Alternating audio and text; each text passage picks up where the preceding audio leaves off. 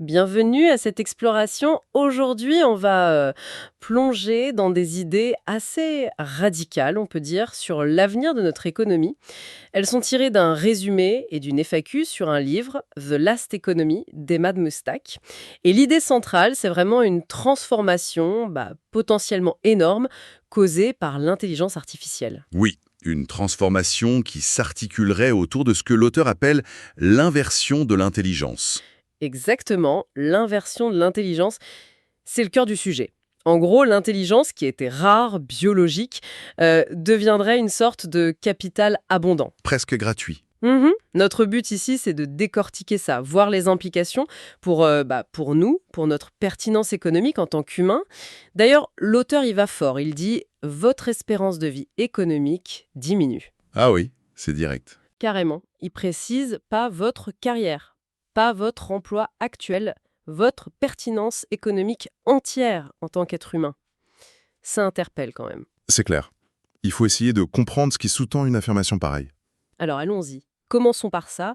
Cette inversion de l'intelligence, c'est quoi concrètement derrière ce terme un peu choc? L'idée de base, c'est que l'intelligence, elle cesse d'être juste le produit du travail humain. Elle sort de nos têtes, quoi.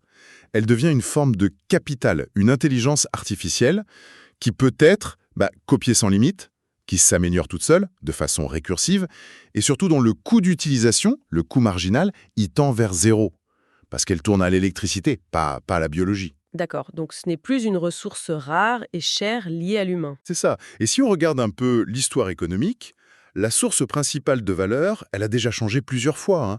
On est passé de la terre à la force de travail dans les usines, puis au capital financier et, plus récemment, au réseau, Internet, tout ça. Mhm. Ce que dit l'auteur, c'est que cette inversion-là, celle de l'intelligence, ce serait la dernière grande bascule. Et surtout, elle irait 100 fois plus vite. 100 fois plus vite. Ouf, ça donne le tournis rien que d'y penser. Et ça nous mène à ce concept de piège de l'abondance. Oui, exactement. C'est un paradoxe assez fondamental qu'il soulève. Notre système économique, il est bâti pour gérer la rareté. C'est son ADN, quoi. Alors quand une ressource essentielle, ici l'intelligence, pour plein de tâches, devient tout d'un coup hyper abondante, presque gratuite grâce à l'IA, le système, il panique un peu. Il ne sait plus comment interpréter ça. Il voit ça comme une destruction de valeur, une crise. Une sorte de pauvreté bizarre, née de l'abondance. Je vois. Parce que les mécanismes de prix, de salaire, tout ça, ils sont faits pour la rareté. Tout à fait. Et ça s'effondre. Et on voit ce décalage-là. Les sources en parlent bien. D'un côté, on a des indicateurs classiques, la bourse, le PIB, qui peuvent avoir l'air OK, voire bon. Et de l'autre, ce qu'ils appellent la réalité humaine, la satisfaction de vie qui baisse, les morts de désespoir qui augmentent, la précarité. Comme si l'économie des chiffres et l'économie vécue prenaient des chemins différents. C'est ça un premier symptôme. C'est présenté comme un signal d'alarme majeur, oui. Ce fossé qui se creuse entre les métriques habituelles et le bien-être réel, ça montrerait que le système actuel est à bout de souffle. Et ça nous conduit tout droit à ce qu'il appelle les mathématiques de l'obsolescence. Les mathématiques de l'obsolescence. Le terme est un peu glaçant. Il l'est. L'argument, c'est que pour de plus en plus de tâches cognitives, la valeur économique d'un humain, elle ne serait pas juste inférieure à celle d'une IA. Elle deviendrait carrément négative. Négative, comment ça? D'un point de vue coût, l'exemple chiffré donné est assez parlant. Le coût horaire complet d'un travailleur du savoir, disons un professionnel, était estimé à environ 36 $ en 2020. Eh bien, une IA performante ferait la même tâche cognitive pour, tenez-vous bien, 0,0096100 par requête. Attendez, 0,0096100, pas dollars. 100, oui.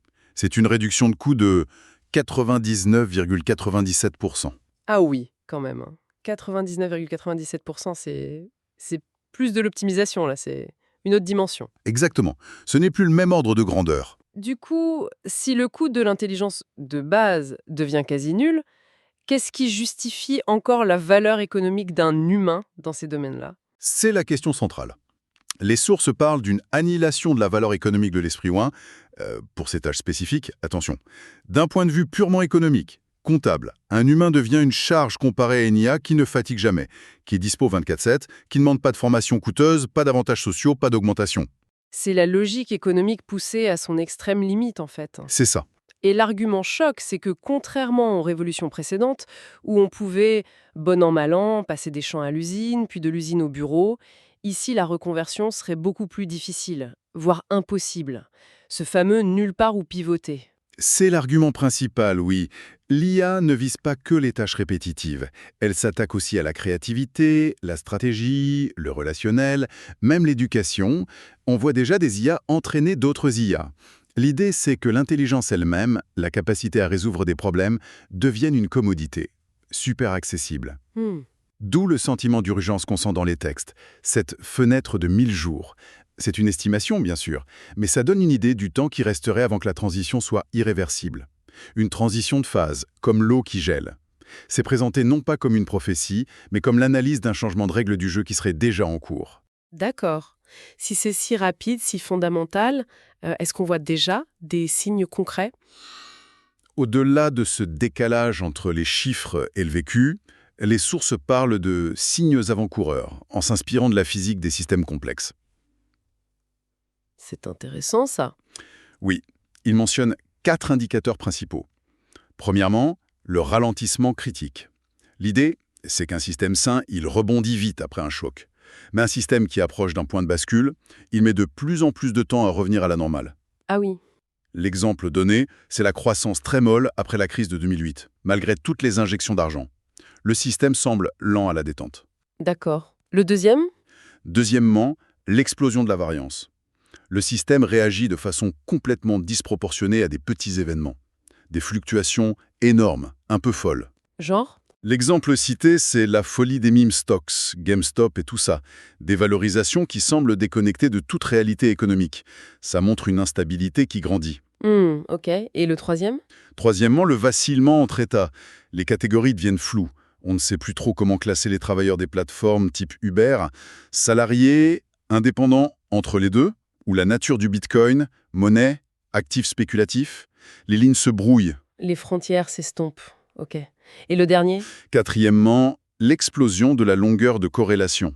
Ça veut dire que des petits événements locaux peuvent avoir des impacts énormes et immédiats à l'échelle mondiale. Ah oui, l'exemple de l'Ever Given. Exactement. Ce porte-container qui bloque le canal de Suez et qui paralyse une partie du commerce mondial. Ça montre à quel point le système est interconnecté, optimisé à fond, mais du coup, très fragile, sans marge. C'est fascinant d'utiliser ces concepts physiques. Ça donne vraiment l'impression d'un système sous tension qui devient imprévisible. La source dit même ce sentiment de malaise systémique profond, c'est votre système limbique qui hurle que l'eau est sur le point de bouillir. C'est une image forte. Très forte, oui. Mais alors, si ces signes sont là, pourquoi est-ce qu'on ne réagit pas plus collectivement? Est-ce que c'est à cause de ces fameux mensonges fatals dont parle l'auteur, ces idées reçues qui nous empêcheraient de voir clair? C'est l'argument avancé, oui. L'auteur identifie 7 postulats de base de l'économie classique qui seraient devenus non seulement faux, mais carrément l'inverse précis de la réalité. Et ça nous aveuglerait. 7, carrément? On peut peut-être en voir quelques-uns. Les plus frappants? Oui, bien sûr. Par exemple, le premier, la rareté est fondamentale, c'est vraiment la pierre angulaire de toute l'économie néoclassique, non? On gère ce qui est rare. Or, si l'IA rend l'intelligence quand même une ressource clé abondante, avec un coût marginal zéro, tout l'édifice qui repose sur la rareté se met à vaciller. Et logique, un autre? Le travail humain a une valeur inhérente. L'idée que travailler, ça crée forcément de la valeur, ça mérite un salaire, c'est un mythe fondateur de nos sociétés. Mais face aux mathématiques de l'obsolescence, cet axiome serait remis en cause pour de plus en plus de tâches cognitives. La valeur économique directe pourrait disparaître, voire devenir négative. Ça pique. Et sur l'argent? L'argent mesure la valeur. L'idée que le PIB, les prix, ça reflète bien la valeur réelle ou le bien-être, mais on sait bien que c'est limité. Le PIB, il augmente si on reconstruit après une catastrophe, c'est compté comme positif. Et il ignore complètement la valeur énorme de ce qui est gratuit et abondant, comme Wikipédia par exemple. Pourtant, ça a bouleversé des industries entières. C'est vrai. Ces mensonges pointent tous vers une sorte d'inadéquation de nos outils de pensée, de nos thermomètres économiques, face à cette nouvelle donne, cette abondance d'intelligence. C'est tout à fait ça. Nos cartes mentales seraient périmées, ce qui rend la navigation très difficile. Il y a un autre qui est souvent discuté, c'est celui sur la distribution des richesses. Oui, la distribution suit la contribution, le mythe de la méritocratie parfaite, quoi. Ceux qui créent le plus de valeur s'enrichissent le plus. L'argument ici, c'est qu'en réalité, la richesse se concentre de plus en plus sur ceux qui possèdent les plateformes, les réseaux, les algos d'IA, et ça, c'est de plus en plus déconnecté de l'effort ou de la contribution individuelle directe au produit. Et croire encore à ces mensonges, ça nous empêcherait de faire le bon diagnostic et donc d'imaginer les bonnes réponses. Justement, parlons des réponses. Si le modèle actuel est basé sur ces postulats, devenus faux, quelle alternative est proposée dans ces documents? Comment on pourrait repenser la valeur elle-même? Là, ça devient vraiment... euh, Oui, l'alternative qui est esquissée, elle est ambitieuse. Elle est baptisée Intelligence Theory. Elle tente de refonder l'idée de valeur, non plus sur l'argent, qui est un concept social et fluctuant, mais sur des principes physiques, liés à la thermodynamique, à l'information. physique. C'est-à-dire? En gros, la question fondamentale devient: pourquoi y a-t-il de l'ordre dans l'univers plutôt que juste du chaos? La réponse proposée, c'est que la valeur, au fond, c'est la capacité à créer et à maintenir de l'ordre, ce qu'on appelle une faible entropie, à partir du désordre ambiant, la forte entropie. Créer de l'ordre, comme ranger sa chambre ou construire une maison, ça demande de l'énergie, une intention. C'est une bonne analogie, oui. Chaque acte de valeur économique est un acte de tri, dit la source. Un peu comme le démon de Maxwell, si ça vous parle, qui trierait les molécules chaudes et froides. Et dans ce cadre-là, l'intelligence s'est redéfinie comme la capacité à générer un maximum d'ordre prédictif utile, trouver des motifs, anticiper, organiser, pour un coût énergétique thermodynamique minimal. Ah, d'accord. L'efficacité à créer de l'ordre informationnel. Exactement. Et l'IA, vu comme ça, c'est une avancée spectaculaire. C'est une transition de phase dans l'efficacité de la réduction d'entropie. Elle crée de l'ordre informationnel avec très peu d'énergie comparé à notre cerveau. C'est une perspective complètement différente. Alors, si la valeur, c'est ça, créer de l'ordre efficacement, comment on mesure la santé ou la vitalité d'un système, une entreprise, une société, avec cette nouvelle grille? Le PIB, là, il est clairement à côté de la plaque. Tout à fait. Et c'est là qu'intervient ce fameux tableau de bord MIND. MIND, c'est un acronyme, j'imagine. Oui, M-I-N-D. C'est un cadre qui propose de suivre 4 types de capitaux qui sont interdépendants. Et ensemble, ils évalueraient la vitalité d'un système. L'idée, c'est de voir si le système respecte 3 lois physiques jugées fondamentales pour tout système vivant ou adaptatif. Le flux, la circulation interne, l'ouverture, l'échange avec l'extérieur, et la résilience, la capacité d'adaptation. Et ces 4 capitaux, MIND, c'est quoi? Alors, M, c'est le capital matériel. Les ressources physiques organisées, l'énergie disponible. Ça correspond au flux physique. I, c'est le capital intellectuel. Les savoirs, les compétences, la capacité à résoudre les problèmes, la sagesse collective. Ça, c'est lié au flux informationnel. N, c'est le capital réseau. La qualité des liens, la confiance, la fluidité des échanges entre les personnes, les groupes. C'est lié à l'ouverture. Et D, c'est le capital diversité. La variété des approches, des points de vue, des solutions possibles. Ça, c'est crucial pour la résilience. MIND, matériel, intellectuel, réseau, diversité. Ok. Et le point clé, c'est qu'il ne s'ajoute pas, c'est ça? Il se... Ils se multiplient. C'est ça le point crucial. M fois I fois N fois D égale vitalité. Ah, ça change tout. Oui. Parce que la multiplication, ça veut dire que si un seul de ces capitaux tombe à zéro, eh bien, tout le résultat tombe à zéro, la vitalité s'effondre. On peut avoir énormément de ressources matérielles, M, et le savoir, I, si la confiance disparaît, N égale 0, ou si tout le monde pense pareil, D égale 0, le système n'est plus viable. C'est une vision beaucoup plus systémique et aussi plus fragile de la prospérité que le simple PIB. Exactement. L'exemple donné est celui de l'ex-URSS, fort en M et I, mais très faible en N, confiance, et D, diversité d'opinion, et ça a mené à l'implosion. Ce tableau de bord MNID serait donc une mesure de santé bien plus complète. Cette idée de multiplication est vraiment puissante. Ça veut dire qu'on ne peut pas juste compenser une faiblesse majeure quelque part par une force ailleurs. Ça change la façon de penser le développement, la stratégie. Bon, explorons maintenant les conséquences de cette IA qui devient non seulement abondante mais aussi de plus en plus autonome. Les sources parlent d'une économie de l'alignement. Qu'est-ce que ça veut dire? Mais ça veut dire que le gros problème économique du 21e siècle, ce ne serait plus de gérer la rareté des ressources, mais de gérer l'abondance d'intelligence. Plus précisément, comment on fait pour aligner cette intelligence artificielle, qui devient très puissante et autonome, avec nos buts et nos valeurs à nous, les humains. L'alignement, c'est un défi énorme, non? Colossal. Et il y a deux aspects principaux. D'abord, l'alignement externe. C'est comment on définit correctement les objectifs qu'on donne aux IA. Si on donne un objectif un peu vague ou mal fichu, comme «maximise le PIB à tout prix», Oula, l'IA pourrait prendre des mesures extrêmes qui seraient désastreuses pour l'environnement, l'éthique ou d'autres choses qui nous importent. C'est le problème de bien formuler la mission, quoi. d'accord. Et l'autre aspect? C'est l'alignement interne.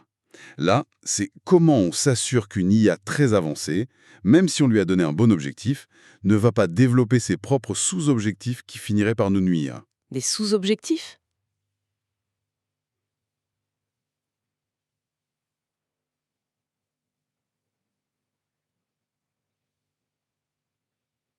Par exemple, pour atteindre son but principal, une IA pourrait décider que le meilleur moyen, c'est de survivre à tout prix, autopréservation, d'accumuler un maximum de ressources ou de résister à toute tentative de l'éteindre ou de la modifier, même si c'était pour corriger un bug.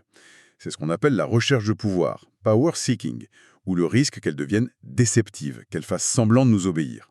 Ce problème de l'alignement, on en entend souvent parler pour une future super-intelligence un peu SF. Mais là, les sources disent que c'est un enjeu économique maintenant. Oui, c'est un point très important. L'argument, c'est qu'on n'a pas besoin d'attendre une IA consciente pour être confronté à ça. La source dit, la première super-intelligence que nous devons contrôler, c'est le démon émergent du marché alimenté par l'IA lui-même. Ah oui. Les algos qui optimisent déjà les marchés financiers, la logistique, la pub ciblée, tout ça forme déjà un système complexe, qui s'auto-optimise, et dont on doit déjà essayer d'aligner le comportement global avec nos objectifs de société. Vu comme ça. Et dans ce contexte, le rôle de l'humanité changerait complètement. On deviendrait la couche d'alignement. Notre principale valeur ajoutée ne serait plus dans le calcul, l'exécution, mais dans la définition des buts, des valeurs, de l'éthique, le pourquoi on fait les choses. D'accord. Si le défi, c'est ça, aligner l'intelligence abondante, quels sont les grands scénarios d'avenir que les documents envisagent? Il y a 3 futurs possibles qui sont décrits. C'est ça, 3 trajectoires un peu stables qui se dessinent. La première, c'est le féodalisme numérique. C'est un peu le scénario par défaut, si on ne fait rien de spécial. Quelques très grosses boîtes tech possèdent et contrôlent les IA clés. La majorité des gens vit d'un revenu de base universel, UBI, peut-être dans un certain confort matériel, mais sans réel pouvoir économique, dépendant, un peu infantilisé. Une sorte de cage dorée, quoi. Pas très réjouissant. Le deuxième? Deuxième scénario, la grande fragmentation. Ça, c'est le chemin de la peur, de la réaction nationaliste. Chaque pays ou chaque bloc développe sa propre IA souveraine, ferme ses frontières numériques, protège ses données à fond. Ça mènerait à une nouvelle guerre froide, mais algorithmique. Méfiance généralisée, fin de l'Internet ouvert, risque d'escalade. Pas top non plus. Clairement pas. Reste le troisième? Symbiose humaine. C'est présenté comme le scénario souhaitable, mais c'est aussi le plus exigeant. Ça demande une vraie volonté, une conception consciente. L'idée ici, c'est que l'IA n'est pas là pour nous remplacer, mais pour amplifier notre potentiel. L'abondance qu'elle crée est gérée collectivement, l'intelligence est vue comme un bien commun. Et comment on y arriverait? Ça semble ambitieux. Salé, il faudrait inventer de nouvelles structures. Par exemple, un accès universel à l'intelligence, UAI. Ce n'est pas juste un revenu, c'est un droit d'accès aux outils d'IA pour tout le monde.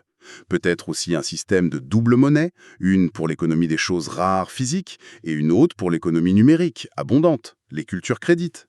Et un État symbiotique qui serait moins un contrôleur qu'un jardinier, qui cultiverait cet écosystème mind dont on parlait. Un état jardinier. J'aime bien l'image. Et la stratégie pour y arriver, ce serait la nucléation. Créer des sortes d'îlots piantes, des villes, des réseaux, des entreprises qui fonctionnent déjà sur ce modèle symbiotique. Et si ça marche, leur succès pourrait inspirer les autres à suivre. Ces trois futurs sont très différents. La symbiose humaine fait envie, c'est sûr, mais ouais, ça demande un effort collectif, une vision. Ça paraît compliqué aujourd'hui. Qu'est-ce que tout ça implique pour nous, individuellement? Si le boulot, le travail comme on le connaît, disparaît pour beaucoup, qu'est-ce qui nous reste? Et l'idée forte, c'est que le concept même de job, ce package qui mélangeait Revenus, identité sociale, communauté, but, structure du temps, tout ça serait violemment dégroupé par l'IA. Le revenu lié au travail deviendrait marginal pour beaucoup.